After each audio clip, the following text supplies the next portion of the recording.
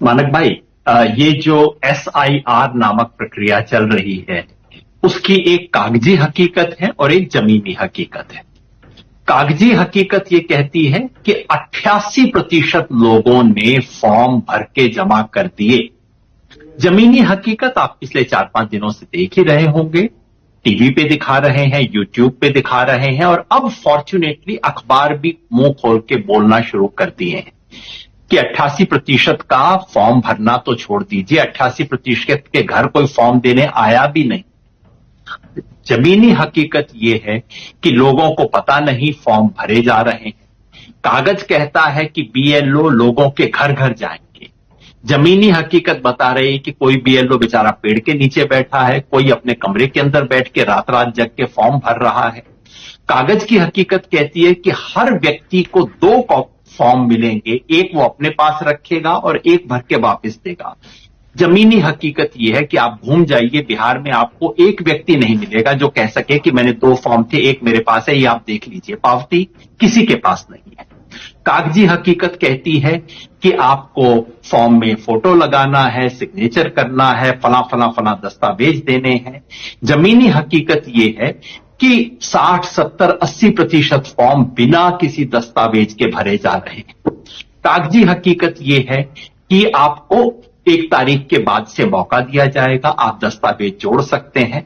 जमीनी हकीकत यह है कि अब ये सारा मामला किसी एक लोकल इंक्वायरी के बेसिस पे होगा, जो कि स्थानीय अधिकारी तय करेगा। कागजी हकीकत में ये SIR मने सिर है, और जमीनी हकीकत में ये सिरफिरा आदेश है। ये बिल्कुल वोटबंदी है। ये एकदम विचित्र तरह का तुगलकी आदेश है, जो कि जमीन पे पूरी तरह फेल हो चुका है। रायता फैल गया है, मेस है, और इससे क्या 2 करोड़ लोग वंचित होंगे? अगर जो सरकार का कागजी आदेश है उसका पालन होता है, अगर सरकार कहती, अगर इलेक्शन कमीशन कहता है कि यदि आपने फॉर्म नहीं भरा, किसी और ने आपकी तरफ से फॉर्म भरा है, तो ये इलीगल काम है। यदि आपने फॉर्म नहीं भरा और फॉर्म भर के आपने या तो 2003 की लिस्ट का कागज नहीं लगाया, या फिर उन 11 में से कोई एक दस्तावेज नहीं लगाया, अगर इसके आधार पर फैसला होगा तो 2 करोड़ से ज्यादा लोग निश्चित वंचित होंगे। ये बार बार मैं सरकारी आंकड़े बता चुका हूं, जिसका चुनाव आयोग ने अभी तक विरोध नहीं किया है। बाकी मुझे बैठ के फैक्ट चेक करते हैं, मैं तो कहता हूं भैया सरकारी आंकड़े मैं बता रहा हूं कि बिहार में है नहीं इन लोगों के पास। इसका किसी ने जवाब नहीं दिया। अब जवाब यह है कि आप चिंता मत करें, इन 11 की भी जरूरत नहीं है, क्योंकि ये लिस्ट जो है, ये देखिए कितने विचित्र, अंग्रेजी भाषा कितने सुंदर शब्द बनाती है। ये indicative but not exclusive. Exhaustive list नहीं है। 11 की लिस्ट तो हमने इशारा देने के लिए की थी, बाकी कोई सीमा नहीं। आप पूछिए कि साहब आधार मानेंगे, कोई जवाब नहीं। आप पूछिए एपिक मानेंगे, कोई जवाब नहीं। मगर इशारा कर रहे हैं, कोई सीमा नहीं है। अरे भाई बता दो कौन सी सीमा तो नहीं है। आपका दिल बहुत बड़ा है, लेकिन आपके दिल में क्या क्या है जरा खोल के निकाल दो तो, ताकि मैं उसमें से दे सकूं। नहीं साहब, ये एक्सक्लूसिव नहीं है। हम कुछ भी फैसला, जिसका मतलब है कि अफसर की जो इच्छा होगी, जिसका मतलब है कि रूलिंग पार्टी की तरफ से जो इशारा आएगा वो होगा। ये एकदम सबसे बड़ा फर्जीवाड़ा हो रहा है इस वक्त, हम सबकी आंखों के सामने हो रहा है।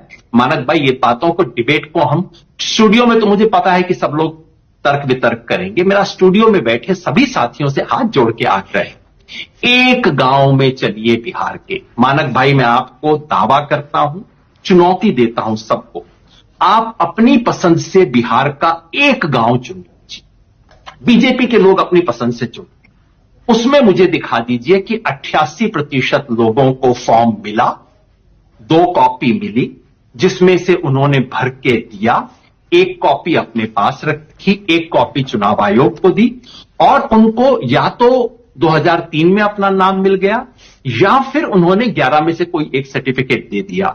अगर बीजेपी की पसंद से चुने हुए गांव में अगर 88% लोग मिल जाएं, आप पटना शहर का मोहल्ला चुन लीजिए, अगर मिल जाए तो मैं आपके शो पे आके बीजेपी के साथियों को सलाम करूंगा और इलेक्शन कमीशन को सलाम करूंगा। योगेंद्र जी, सरकार में टीवी में बैठ के हम क्या क्या बातें बनाते रहते हैं। ओके योगेंद्र जी, अब इलेक्शन कमीशन की प्रेस रिलीज कहती है, ठीक है आप 83 या 88% के आंकड़े को मत मानिए, इलेक्शन कमीशन की प्रेस रिलीज कहती है कि हमने 35,69,000 नाम ऐसे पकड़े हैं जो या तो जिनकी मृत्यु हो चुकी है, जो शिफ्ट हो चुके हैं, या फिर जो जिनकी डबल एंट्री थी, यहां भी थी और किसी दूसरे स्टेट में भी थी।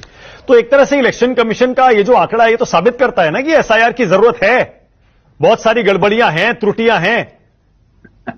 मानक भाई, बड़ा विचित्र इस देश में फैशन हो गया है कि देखिए, आपको दर्द है ना, आपने कहा दर्द है, आपके हां टांग में दर्द है तो गरारे कीजिए। आपके भैया पांव में दर्द है, गरारे करने की जरूरत नहीं। देखिए, आपने खुद माना है कि बीमारी, अब आप गरारे कीजिए। अरे कैसा देश हो गया है ये। आपने 3-4 चीजों के जिक्र किया, मैं बिल्कुल सहमत हूं। अगर जो लोग मर गए हैं उनका नाम कटना चाहिए। मैं चुनाव आयोग से करबद्ध प्रार्थना करके पूछना चाहता हूं, ये 6 महीना पहले आप क्या कर रहे थे चुनाव आयोग वाले? कोई नया चुनाव आयोग पैदा हो गया?